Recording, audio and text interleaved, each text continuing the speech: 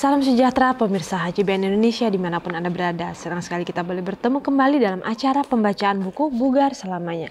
Pada saat ini kita sedang memasuki halaman ke-299 dengan judul Ketika Orang Baik Meninggal. Dan saya undang pemirsa di rumah untuk kita boleh sama-sama membuka Alkitab kita di dalam 2 Korintus 12 ayat 9. Tetapi jawab Tuhan kepadaku, cukuplah kasih karuniaku bagimu. Dan kita masuk dalam inti pembacaannya. Tim dan saya berada di Mayagüez, Puerto Rico, sebagai mahasiswa misionaris. Pada pukul 23.30, telepon berdering, kami mengabaikannya. Tidak ada yang pernah menelpon kami pada waktu seperti itu. Dr. Lutas mengangkat, lalu memanggil saya. Dick, ini untukmu. Saya mengenali suara Walt Blam, seorang teman keluarga yang baik. Saya mempunyai beberapa berita untukmu. Ibumu telah meninggal dalam kecelakaan mobil dan ayahmu dalam kondisi kritis di rumah sakit California. Sebaiknya kamu segera pulang. Saya terkejut. Saya tidak tidur malam itu, sebaliknya saya memikirkan orang tua saya. Semakin saya berpikir, semakin marah saya jadinya. Mengapa Tuhan mengambil kedua orang yang paling saya sayangi? Bagaimana bisa ibu meninggal? Mengapa saya tidak mempunyai kesempatan untuk mengucapkan selamat tinggal? Pada pagi hari, tidak lebih dari kumpulan saraf yang kebingungan. Dokter dan Nyonya Lutas meminjamkan saya uang untuk sebuah tiket penerbangan ke San Juan. Dan saya memberikan cek yang buruk kepada agen untuk penerbangan ke San Francisco. Dia bilang dia akan menyimpannya untuk saya selama 3 hari sampai saya bisa mendapatkan uang untuk menutupinya. Saya menatap keluar jendela pesawat tanpa melihat Amerika. Saya merogoh ke dalam tas saya dan mengeluarkan salinan kecil The Living Prophecies, parafrase Alkitab oleh Kenneth Taylor. Saya membaca tanpa tujuan, kemudian sebuah ungkapan menarik hati saya. Orang benar meninggal dunia, orang saleh seringkali meninggal sebelum waktunya, dan tidak ada seorang pun tampak peduli atau bertanya-tanya mengapa. Tampaknya tak seorang pun memahami bahwa Tuhan melindungi mereka dari kejahatan yang akan datang. Sebab orang saleh yang meninggal akan beristirahat dalam damai sejahtera. Yesaya 57 ayat 1 dan 2. Saya menggarisbawahi ayat-ayat tersebut. Anda tidak apa-apa? Tanya seorang pramugari TWA berlutut di samping saya. Saya bergumam sesuatu yang tidak jelas, lalu dia duduk di kursi di samping. Saya mengungkapkan seluruh cerita sambil menangis. Apa yang Anda baca? Dia bertanya sambil mengangkat Alkitab saya. Dia kemudian membaca ayat yang saya garis bawahi dan menunjuk ke ayat tersebut dalam kalimat, Tuhan sedang melindungi mereka dari kejahatan yang akan datang. Saya tidak mengenal ibu Anda, katanya. Tetapi saya mengenal Tuhan dan saya tahu bahwa Dia dapat dipercaya. Ibu Anda sedang beristirahat dengan tenang, di mana Tuhan melindunginya dari cobaan yang akan datang. Itulah alasannya untuk mensyukurinya. Dia menjabat tangan saya dan melanjutkan tugas pramugarinya. Ayah menjalani operasi dengan baik dan masih berkhotbah, mengajar dan menguatkan orang lain. Terima kasih Tuhan karena Tuhan telah melindungi kami dalam kasih karunia-Mu baik dalam hidup ataupun mati. Ya, jadi bagaimana di sini diceritakan kepada kita bahwa ada seorang yang dikatakan berada jauh dari kedua orang tuanya. Lalu ketika suatu malam ada suatu telepon yang berdering, tetapi ia tidak mau mengangkat telepon tersebut karena merasa bahwa siapalah yang menghubungi dia, bahwa ketika saat itu sudah tengah malam. Tetapi akhirnya ada seorang temannya yaitu Dr. Lutas yang dikatakan ia mengangkat telepon itu, dan di sanalah dikatakan bahwa diberitahukan kepada orang tersebut bahwa ayah dan ibunya mengalami kecelakaan, dan di saat itulah ibunya akhirnya meninggal dunia akibat kecelakaan tersebut. Dan di sanalah dikatakan bahwa suatu perubahan yang luar biasa terjadi dalam kehidupan orang ini, bahwa orang ini yang tadi merasa bahwa kehidupannya dalam keadaan yang baik, dalam keadaan yang normal, lalu di saat itulah dikatakan ada satu berita yang akhirnya justru mengubah kehidupannya. Dan bahkan di sini dikatakan pada malam itu adalah sebuah hari yang penuh dengan kemarahan karena ia merasa bahwa tidak sepantasnya ibunya meninggal pada saat itu dan tidak sepantasnya bahwa ia tidak sempat mengucapkan selamat tinggal.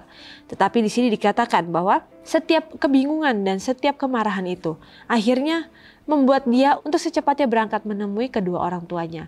Dan di sanalah dikatakan ia dibantu oleh kedua orang yaitu Dr. Lutas dan istrinya untuk meminjamkan ia uang sehingga ia bisa membeli tiket pesawat dan pergi pada saat itu. Dan di sanalah di dalam perjalanan menuju ke rumah orang tuanya itulah ia melihat suatu ayat Alkitab yang justru akhirnya mengubahkan pola pikirnya itu. Yang tadinya ia penuh dengan kemarahan, Tetapi di sini dikatakan bahwa dalam tulisan itu dikatakan orang benar meninggal dunia, orang saleh seringkali meninggal sebelum waktunya, dan tidak ada seorang pun yang tampaknya peduli atau bertanya-tanya mengapa. Tampaknya tak seorang pun memahami bahwa Tuhan melindungi mereka dari kejahatan yang akan datang. Dan disinilah dikatakan bahwa ketika ia membaca akan ayat tersebut, semua yang ia pikirkan dengan penuh kemarahan itu akhirnya berubah menjadi sebuah damai sejahtera. Karena ia melihat janji Tuhan melalui firman Tuhan tersebut, bahwa orang yang ditidurkan terlebih dahulu mungkin adalah orang-orang yang diselamatkan oleh Tuhan dari kesusahan yang akan datang. Jadi baiklah di sini yang meninggal itu pun mendapatkan suatu kebaikan dalam kehidupannya. Meskipun dalam keadaan yang mengagetkan untuk keluarganya, karena semuanya itu terjadi dengan begitu cepat. Tetapi di sini dikatakan bahwa ayat tersebutlah yang justru menguatkan hati daripada keluarganya. Dan di sini dikatakan bahwa ada seorang pramugari yang lewat. Ia menanyai keadaan dari orang tersebut. Lalu akhirnya orang tersebut menceritakan segala pergumulan kehidupannya kepada pramugari tersebut. Dan pramugari itu membacakan ayat yang ia sudah garis bawahi terlebih dahulu. Dikatakan bahwa Tuhan sedang melindungi mereka dari kejahatan yang akan datang. Dan disinilah pramugari itu mengatakan bahwa ia tidak mengenal ibu dari sang penulis ini. Tetapi yang ia ketahui, yang ia tahu dengan pasti adalah bahwa Tuhan mengasihi mereka, mengasihi ibu dari penulis tersebut. Sehingga dikatakan ia beristirahat dengan tenang, dan di sanalah Tuhan melindunginya dari cobaan yang akan datang. Dan dikatakan adalah sebuah alasan yang perlu untuk disyukuri. Jadi akhirnya di sini penulis tersebut merasakan suatu teguran yang ada dalam kehidupannya. Dan teguran itu justru ia ambil dalam hal yang positif, sehingga itu justru menjadi kekuatan bagi kehidupannya. Dan di sini akhirnya dikatakan dia menjabat tangan saya dan melanjutkan tugas pramugarinya. Jadi bagaimana di sini pramugari tersebut dengan satu kalimat yang ia sampaikan, disitulah ia bisa mengubahkan pikiran dari orang tersebut dan memberikan pengharapan kepada orang tersebut. Dan di sini dikatakan ayah dari penulis tersebut menjalani operasi dengan baik dan akhirnya masih berkhotbah dan mengajar dan juga bisa menguatkan orang lain. Jadi ayah yang tadinya mengalami kritis sekarang akhirnya bisa melakukan pekerjaannya dengan baik. Bahkan dikatakan ia masih bisa berkhotbah, masih mengajar dan menguatkan orang lain. Dan disinilah kita bisa melihat bahwa kesaksian hidup dari Bapak ini pun akhirnya bisa menjadikan suatu kesaksian yang bisa ia sampaikan ketika ia mengajar, ketika ia berkhotbah sekalipun. Dan di sanalah ia bisa menguatkan hati orang-orang yang berada di luar sana melalui kesaksian kehidupannya. Mungkin dalam pemikiran orang-orang di luar sana itu adalah kisah yang menyedihkan.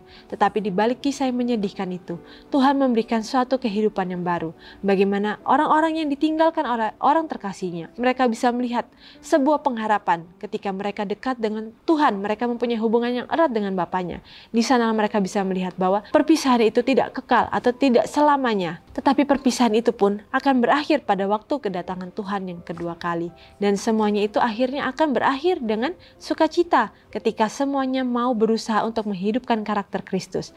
Karena di sanalah Tuhan justru akan menutupi setiap dosa-dosa kita dengan jubah putihnya. Dan akhirnya bisa melayakkan kita sebagai manusia-manusia yang sudah jatuh ke dalam dosa untuk bisa layak di hadapan Bapa. Tentu saja semuanya itu tidak bisa berlangsung dengan instan. Semuanya itu perlu sebuah proses. Dan proses itulah yang bisa kita lakukan selama kita masih hidup di dunia ini. Karena kita tahu bahwa waktu kita sudah sangat singkat. Kita tidak tahu, mungkin kehidupan kita sama seperti orang tua dari penulis ini yang bisa mengalami kecelakaan dimanapun, yang Tuhan izinkan untuk hal tersebut terjadi. Jadi dimanapun kita berada saat ini, ketika kita masih bisa bernafas, kita masih bisa melakukan segala aktivitas kita, hendaklah kita meminta hikmat daripada Tuhan, supaya dalam hal apapun yang kita lakukan, kita boleh menjadi berkat bagi orang-orang di luar sana, dan kita juga boleh memperbaiki diri kita setiap hari, sehingga kita mempunyai hubungan yang erat dengan Bapa kita, dan akhirnya kita mau untuk menjadi anak-anak Tuhan yang benar-benar percaya sepenuhnya kepada Bapa. Dan di sanalah kita tidak meragukan apapun yang Bapa berikan dalam kehidupan kita. Karena kita tahu bahwa semua yang terjadi dalam kehidupan kita adalah sesuai dengan rencana Tuhan. Dan rencana Tuhan itu adalah rencana atau rancangan-rancangan yang terbaik yang ada dalam kehidupan kita ketika kita mau mempercayai dan mengimani akan hal tersebut. Jadi baiklah di sini ketika kita mungkin mengalami akan hal serupa. Kita mungkin ditinggalkan oleh orang-orang terkasih kita yang mungkin saat ini menjadikan suatu pertanyaan atau suatu amarah dalam kehidupan kita. Karena kita merasa bahwa kita masih membutuhkan orang tersebut atau kita masih mengasihi orang tersebut. Tetapi Tuhan mengetahui yang terbaik dalam kehidupan kita semua. Mungkin ketika orang tersebut diistirahatkan, itu adalah hal yang terbaik untuk orang tersebut. Jadi baiklah di sini ketika kita sudah percaya kepada Bapa, kita tidak akan mempertanyakan setiap hal yang terjadi dalam kehidupan kita. Tetapi kita mau untuk melakukan atau menjalani kehidupan kita dengan penuh rasa syukur, penuh kepercayaan dan kebergantungan kepada Bapa kita yang di surga. Karena dengan hal seperti itulah kita akan merasakan damai sejahtera dalam kehidupan kita. Karena kita tidak memaksakan kehendak-kehendak kita, tetapi kita mau untuk menerima segala apapun yang Tuhan berikan dalam kehidupan kita. Dan ketika kita sudah mau menerima akan hal tersebut, kita akan menjalani kehidupan kita dengan lebih mudah dan akhirnya dengan lebih bermakna dalam hal apapun yang kita lakukan dalam kehidupan kita masing-masing.